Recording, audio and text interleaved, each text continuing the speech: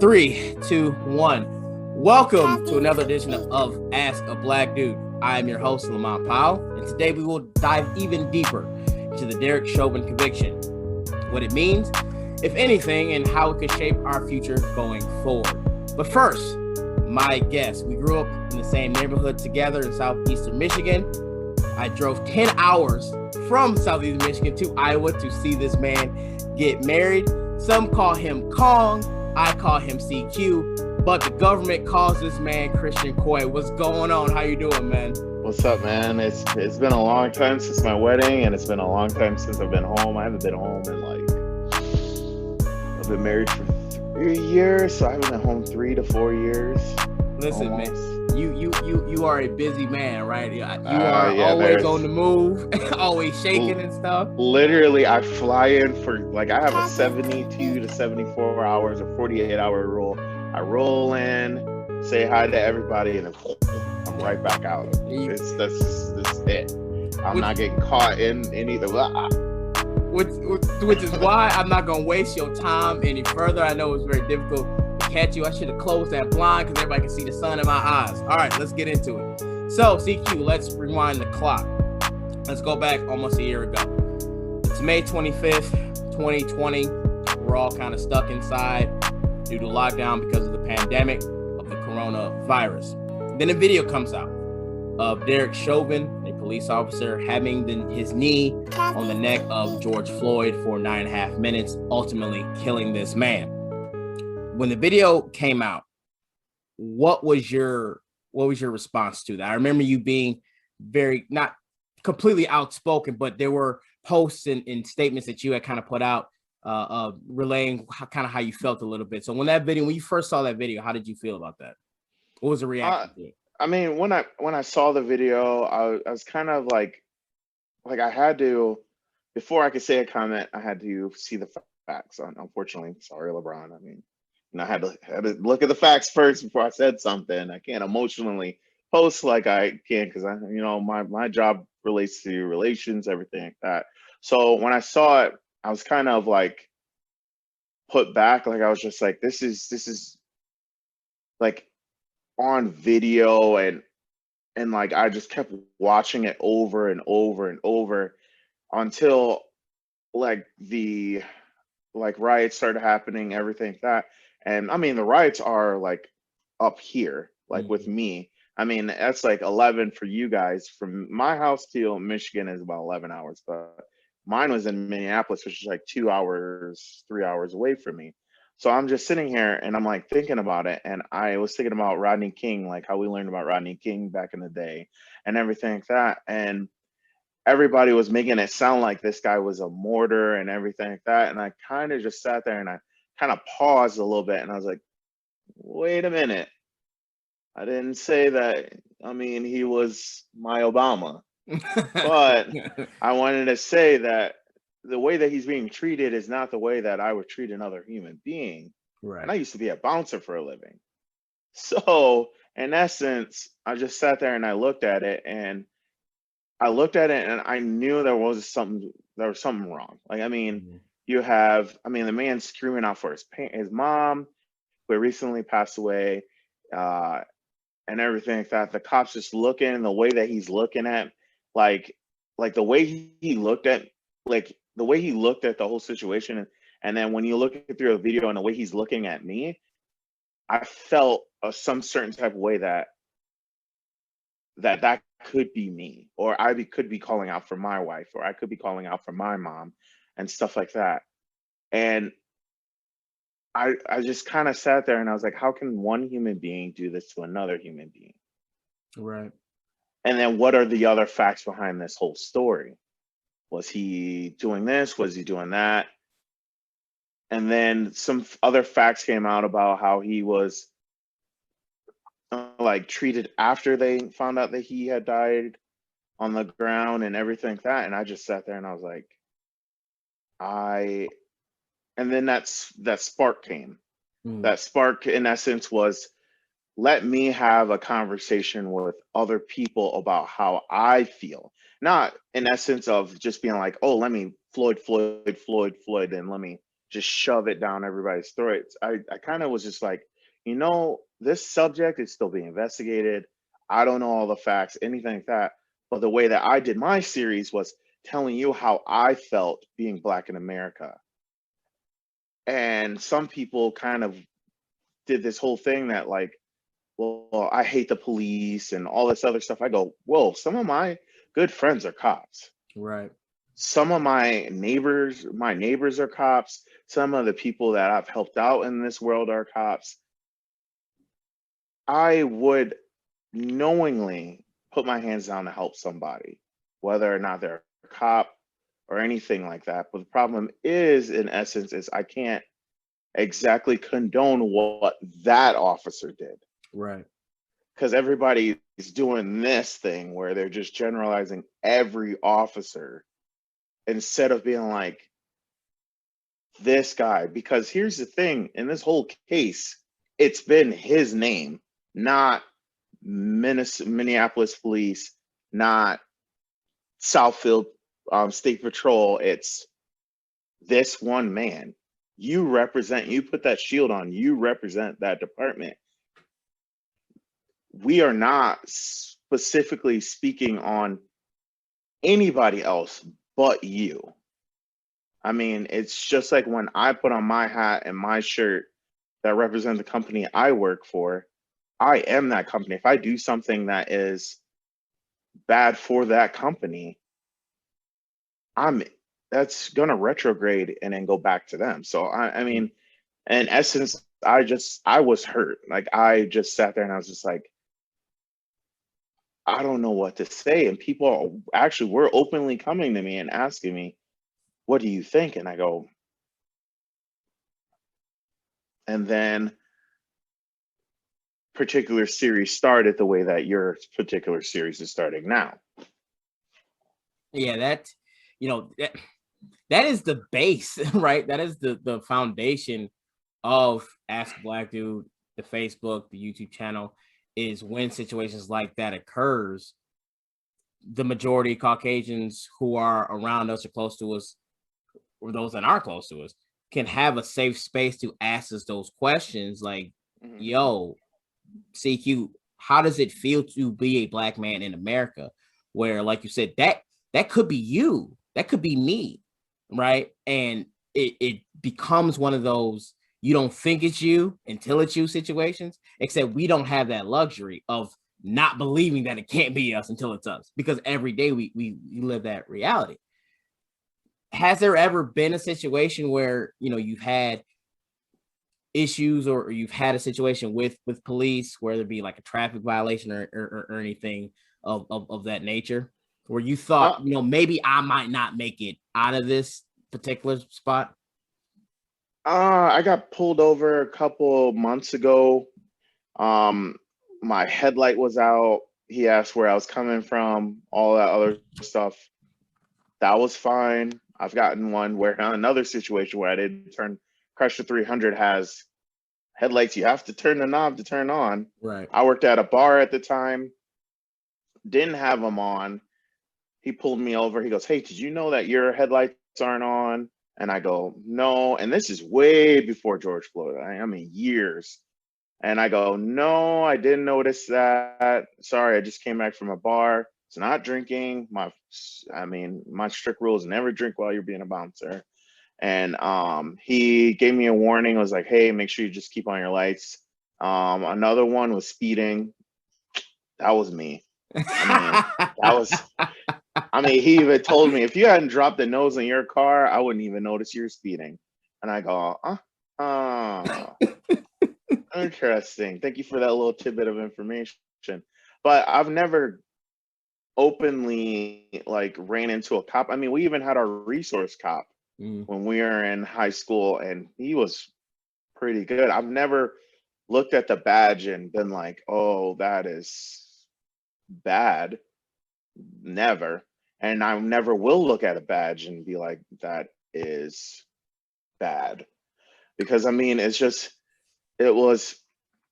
almost became a cop, actually. I think I remember that. I wanted to become a cop at one point in time. My wife actually wanted to become a cop. And I was just like, I don't. I mean, children fear me already. I'm 6'4".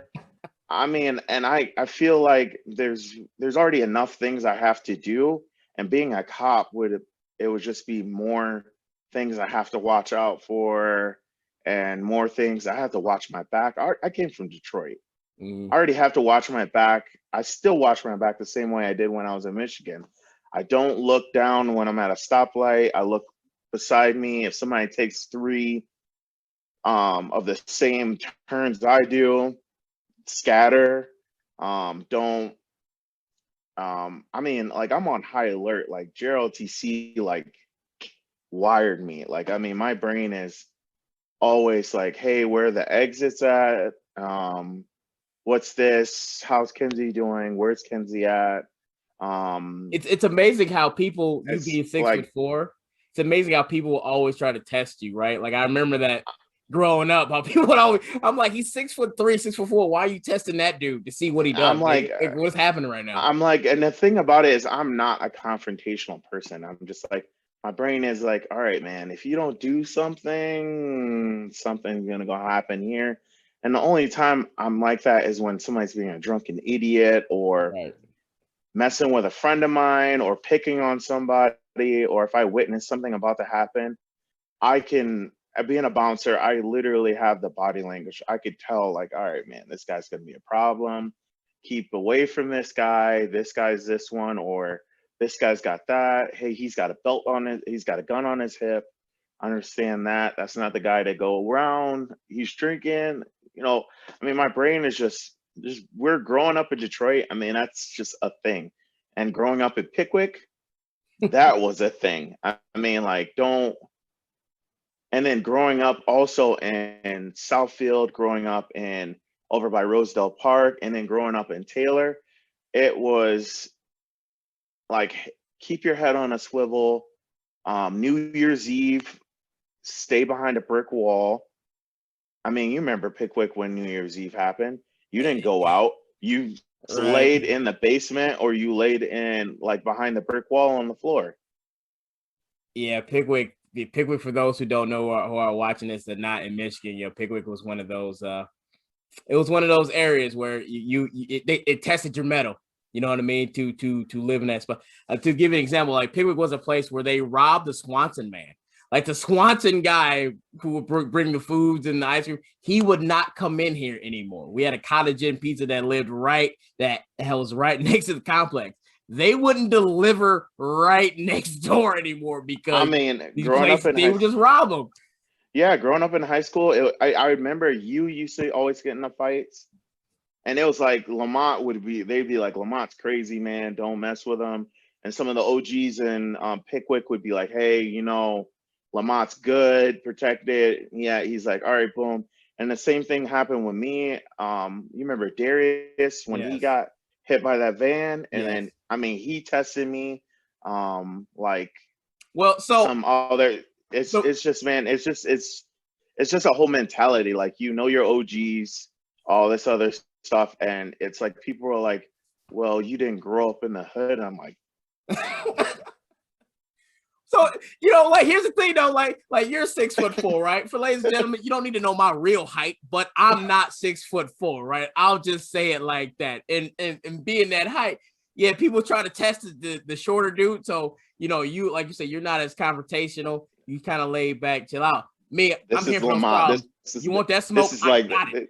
Plenty of fire for this you, is baby. his when he this is how he was when Lamont had his deep voice. He's like, hey, he like had that point, I did and put you're my like, finger. oh. Was so disrespectful. Put my And then hand in it's people's that vein, faces. his vein in his neck. He'd be like, "Hey," and then I'm like, "Oh, dang, what is he getting into now?" And then he get the finger point, and I'm like, Yeah, that was so listen, let's oh man, back, listen, 18, 19-year-old Lamont was a problem, boy. I was wild. Listen. but that's also how I learned how to read people. Like, I'm like, all right, this could be a thing. Like, when I see people, I read their body language. I mean, playing football, it was more of like just playing. I just did it to get out the house, do sports and stuff like that to get out the house. But I mean, you got to think like the things that happen in Pickwick and Kennedy, there were, now that you think about all this stuff growing up, you think that there's some stuff that happened in Kennedy that you were just sitting here going, you thought it was a regular thing, but you're like, no, no, that's not a regular thing that should have happened. And then the So thing about it is we just acted in a frame of mind that kids these days can't act like. I mean, Like kids true. can't act like the way that we did. True. I Very mean, we are true. good kids, but you're considered real soft the way we acted. Well, so I mean, you bring up our childhood, right? You bring up growing up and stuff. My dad, I remember being, 6, 7 years old, probably the earliest of my memory, when my father kind of sit me down and was like, "Yo, this is how we kind of go through." Because I had an older father, right? My father was 37 when he had me, so My yeah. dad was my dad was 19 and my mom was 18 when they had me. So you talking about two different spectrums, right? So I had an old soul father and an old soul mother, right?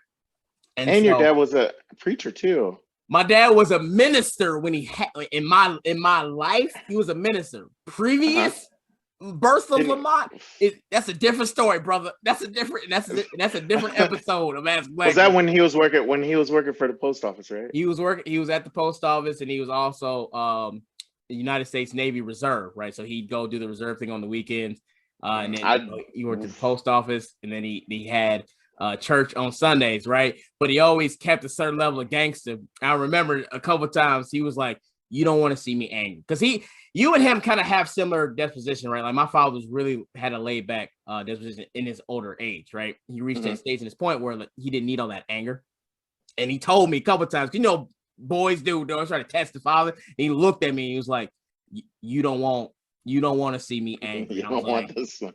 I mean, my dad was around when I was younger too as well. I mean, he did give me the talk, like, mind your P's and Q's, be respectful, do the yes ma'am, yes sir, which I mean I still do to this day. "Yep." Also Gerald TC drilled that in me too as well. I would say it's we avoided the cops because we knew that like raids were going down in Pickwick. So as soon as you see one, you're like, "Hey, we basketball court, we out." It's not a Everyone's thing scattered. because Everyone's I'm like, scattered. I go, once you see one cop car in Pickwick, you are just sitting there just like, no, something's about to go down. Mm-hmm. We should go and stuff like that. So, I mean, we had tried to figure out what classmate got arrested the next day. And I mean, that's pretty much just it. Like, I mean, and I avoided the cops at all costs. I mean, it was, you see this going on, just look the other way. Don't leave it alone. I'm not going to say anything. Yeah, he I'm just going to not. Yeah, he definitely gave me. I mean, same advice, right? Keep your head on the swivel. Know your environments. And then specifically, I remember the talk where he sat me down. He was like, so it was more. It wasn't so much as a structure like this is what we do that came later on, but a lot of the talks were like we watch movies, and a scene would come up with a police officer was pulled over African American person or a minority, and he says, "Yo, son, like this is what we do. Keep your hands at 10 and 2. Turn down the music, put your keys on the turn the car off, put your keys on the dash, like you said, yes sir, no sir. Have your license and registration ready at the ready. If you Correct. don't, ask them, like I got into a habit of, sir, may I, it's in this part of the car. May I please go reach and get in this part of the car, right? But I mean, can we do that at this point though? I mean, that's what scares me is I feel like the information we got as kids is now outdated. Well, so I guess I would say is maybe it needs to evolve, but all that information was based off just making sure the cop felt as respected and safe as he possibly could, right? So that if I asked him permission to go get my wallet or to go get my stuff, whatever his mindset was he felt that safe, right? I know I had one, I had my hands attended to. One officer pulled me over. He says, "Why, why do you do that? Do you have a gun or something?" Like, "No, sir. I was just told to do this to make you feel comfortable." And it was a black cop too, black state cop.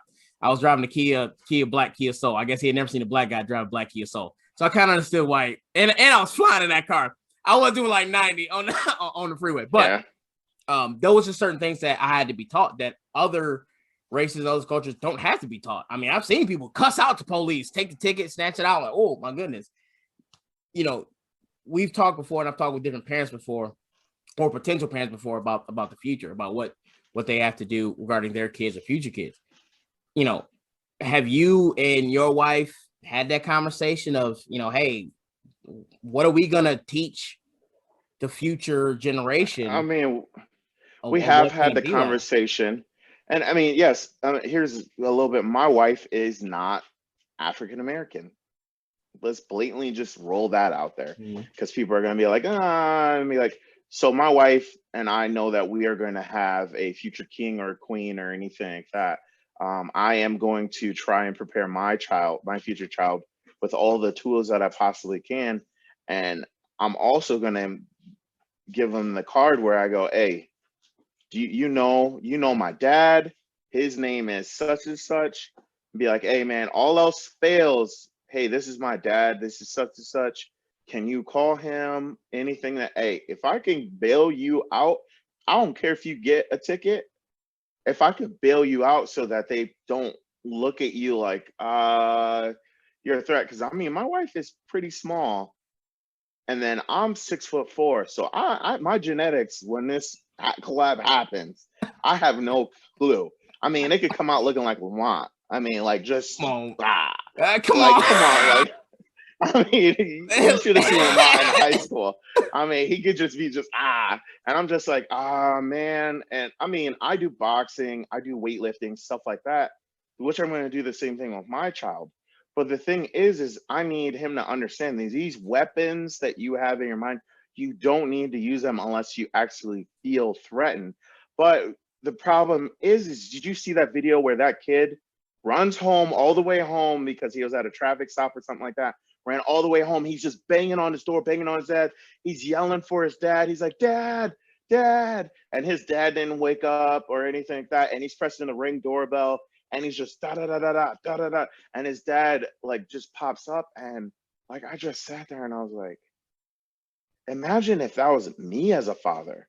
Right. Like, I mean, there is a reason why my nickname is the way that it is, because when I stepped out on that field, I was the biggest McA-hole. Biggest.